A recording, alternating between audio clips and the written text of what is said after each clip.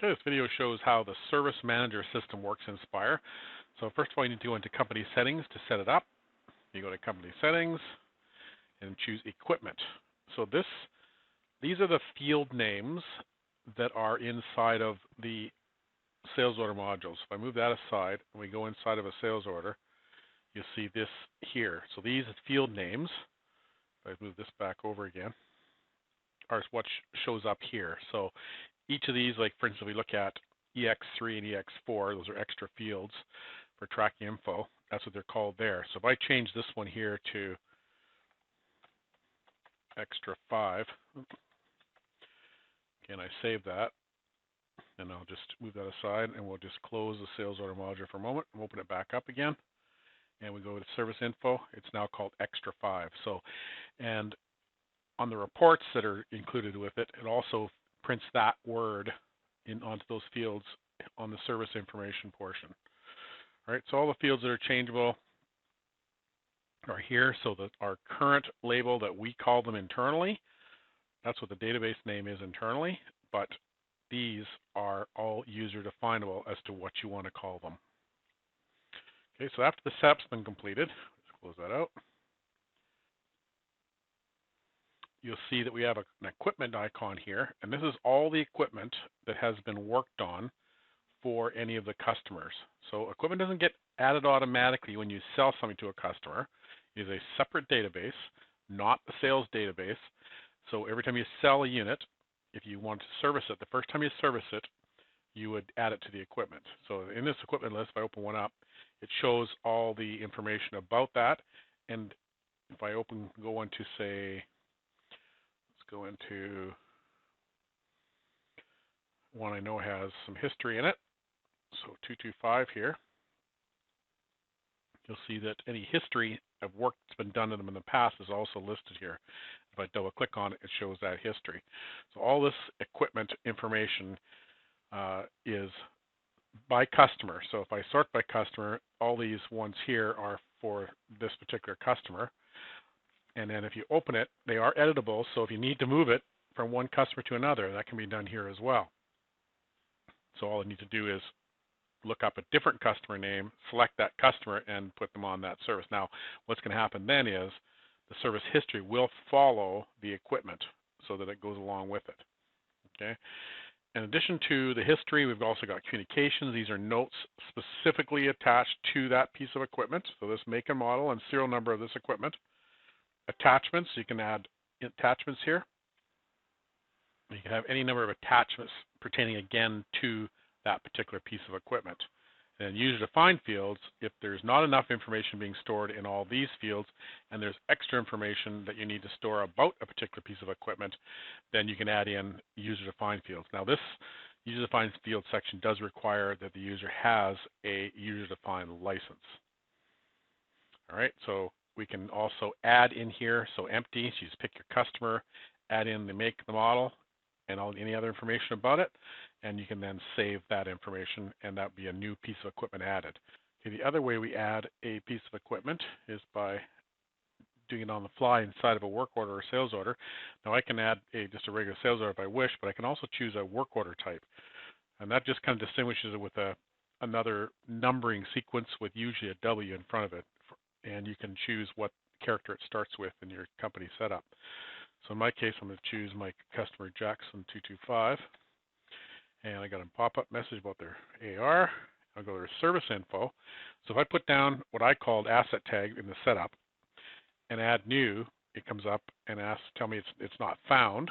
So I add it as a new one, and I choose the make and model, which comes from the list of items I've added in the past, and a model, and a year if you wish, and a serial number, and you can put a description, what I call a description. Again, in the company settings, you get to call that what you want. Invoice number if you want to track what number it was purchased on, and I've got over here the purchase date you can put on there as well, and again, that's user definable, and any of the extra fields you wish. Now in the service notes area, this is where you can track notes on the piece of equipment.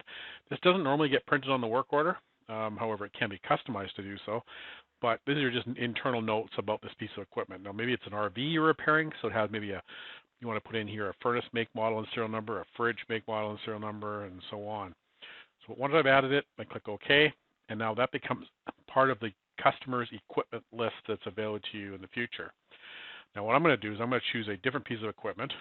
I got this one 225 that we looked at earlier, and you'll see that as soon as I add it, its make, model, serial number, and all the information I'm storing on it comes up here.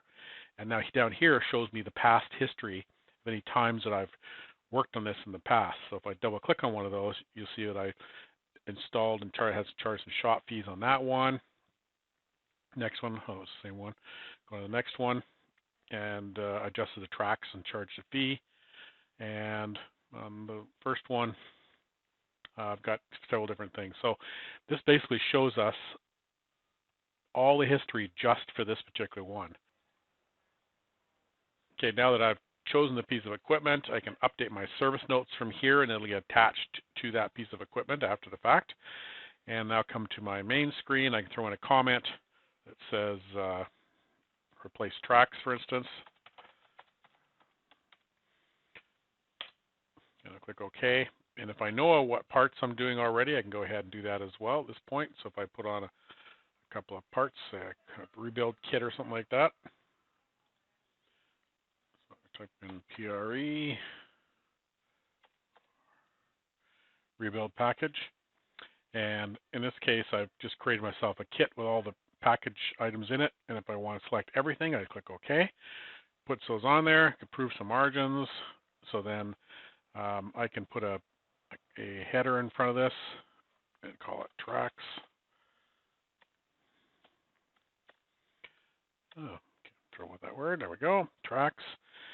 And then there's a roller set. If I want to insert a job header in here, I can call it tune-up or something. Okay, so now I've got the information I want to put on here. Maybe throw some labor on here as well. And we'll charge 3 hours, 4 hours, sure. Okay, so now what we'll do is hit the print button. So at print time, I can select my work order, sales order, whichever. I'll choose work order. And I can also print equipment service history. What that'll do is it'll print a list of all the work that's been done in the past. But if I preview this now, you'll see that my information got stored on here. So my asset tag numbers here, my year, my make, my model, the invoice number I chose in there, and also a description of the item itself. So all that information got pulled from that database that I set up with the equipment in it, and I chose it. So now in the work order itself, we show some subtotals. So we can subtotal each section, and broken up by the job headers. And then down the bottom here, we got a labor is totaled in there as well. We haven't charged any parts out yet, so none of them have been actually shipped yet. And then a shop fee, which we've got set up in company settings. So that's a work order, a typical work order. Of course, this can all be customized as they wish. Okay, and then if I go into that work order again and just invoice it. Actually, I'll go into it first of all and ship some parts on here. So put the roller set on, and one of those. Maybe we only needed 3 brushes, so we'll only use 3 of them. And we'll put 2 of these on. And we got the labor already. Maybe it took us a little longer, so we're charging a bit more. Or even less, so for 3 hours. Then we'll change that to a 3 so we don't back order it. And then we invoice it. We choose on account. Well, it's got no credit, so we'll go Visa. Invoice. And preview that. And then we now have the subtotal sections, the roller set, and down the bottom we have our net amount, the freight, taxes, and our payment information. And that's it. That's the service order system.